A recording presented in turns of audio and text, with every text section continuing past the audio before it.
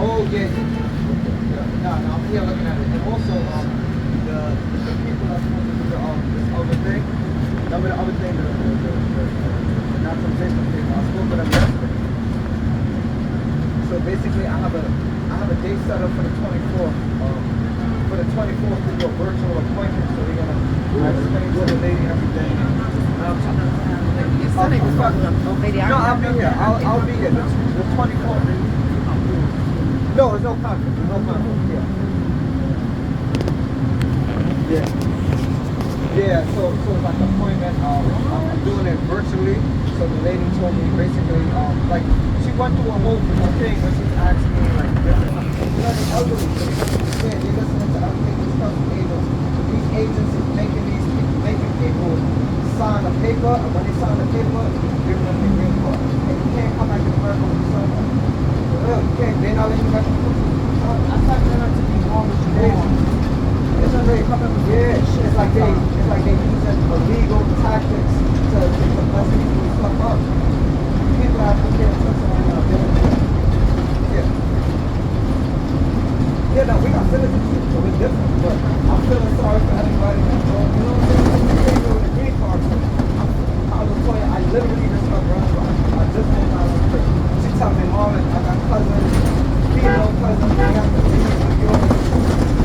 I'm looking at her like, oh my God, that's so crazy. Remember, you got a whole life you've been living in life for 25 years. Now you gotta pick up from the same route to the same place. You don't know nobody there. That's crazy. That's crazy. People whole life in here, you know? And then because of what's going on, you don't find it.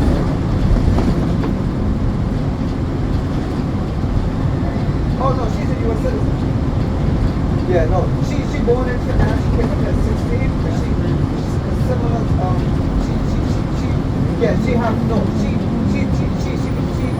She swear she got her. She actually had the form and everything. She got U.S. passport and she doesn't have the. Yeah, but I guess some of her cousins, a lot of her, you know, cause yeah, I know. I know. She got a. Hey, thank you, man. Have a good day. You're welcome. Look at that. You know what I'm saying? You know, I should have just been like, you know, well, anyhow, that would not be me. But I want you to understand what just happened on the bus. So I had to record. Now, he was talking so loud. And the reason why he's talking so loud is because, again, I've talked about this and I've shown you this before, recorded it before. They will, pointing over there at the bank. Right, pointing over there at the bank. Right? Again, all the part of the subliminal message. That's why they're walking so slow in front of you. Right? All part of the subliminal message. I talk about the deportation theme, that what they try to engage in. Right? That's just another aspect of it. Right? It's what is called conversational subliminals, particularly if you're a target and you know, and they're targeting you in a certain way. Right? Now, there's no need for him to talk that loud. You could have a conversation on the phone without having the whole bus here conversation. But that's the purpose and the intent. And like I said, sometimes you got to be quick with it to recognize certain things. Because the minute he starts talking really, really loud, you know what I'm saying? Because he's been on the bus before I got on the bus. Right? But as soon as I got on the bus, they get ready to come to the bus stop. You start engaging in this loud conversation. I want you guys to listen to the theme of the conversation. Right? Listen to the theme of the conversation, and you guys will understand what it is I'm talking about, and you'll see. Right? This is what they did. And on top of that, as the bus was driving by, you know, they send me a subliminal message about, you know, if you don't accept the microchip, then you know we're going to kick you out. I'm like, fuck you. I'd rather leave. Okay, there you go. I'd rather leave. I'm not accepting no microchip. I'm already microchip, and nothing I can do about it right now. Okay, so. You know, this is what they've been doing, like I said. So people who will be coming to this country will be microchipped. And if you don't accept the microchip, they won't let you in. Or if you apply for certain jobs, you have to be microchipped. If you don't get microchipped, you won't get employed. Right? This is transhumanism. In here, sir? Right? The transhumanist agenda. All right? Like I said, I've been talking about this for a long, long time. This ain't nothing new. They know what they've been doing. Right? In the 1990s, we saw the second version of the so-called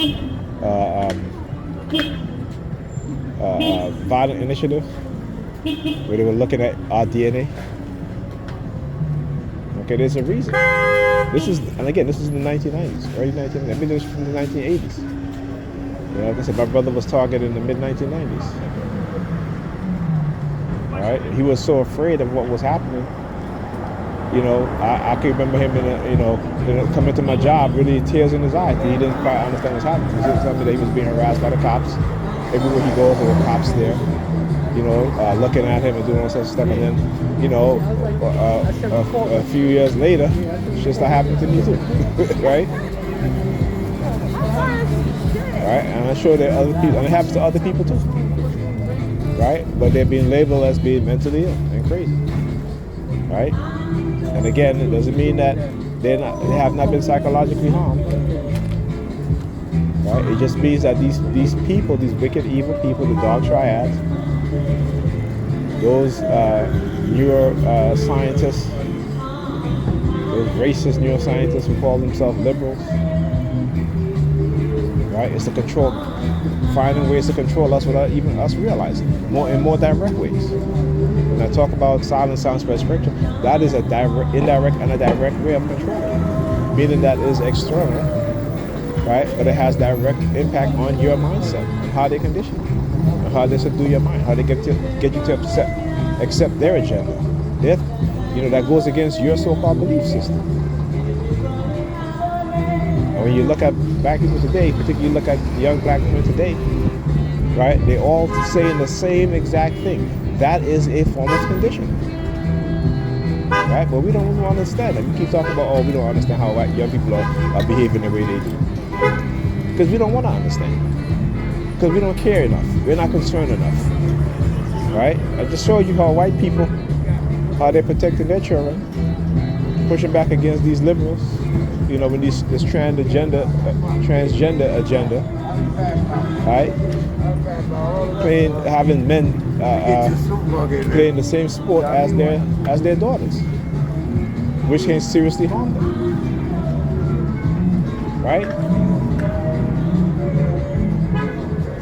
So again, what we have extremism on both sides. There's no middle ground. These are people with sick minds who are trying to move society along so rapidly, right? And the other side is trying to move society backwards so rapidly. You know what I'm saying? And so whether you live in a liberal state or a Republican, a conservative state, if you're a black person or a non-white person, if you don't understand what's going on, then again, you're going to adopt their mindset. And while they're attacking you, you're going to accept it.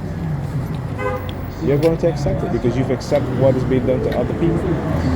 So when they do it to you, you're going to have to accept it. You see how a lot of these migrants are asking black people for help?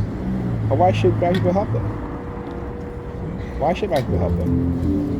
Right? Hispanics, why should black people help them? These Latinx people, right? But the majority of them voted for Trump. And Trump told them exactly what he was going to do. But they still voted for him. Right? Again, another example of how cognitive warfare disrupts people's ability to think, to see their reality, to ignore the reality. Right? So again, you know, we are all victims of white supremacists and their warfare against us. Wow.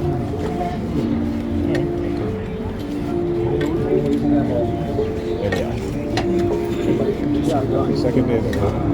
Multiple people got on the bus in wheelchair. That's the wheelchair people. Right? talk about it. Anyhow, talk to you guys.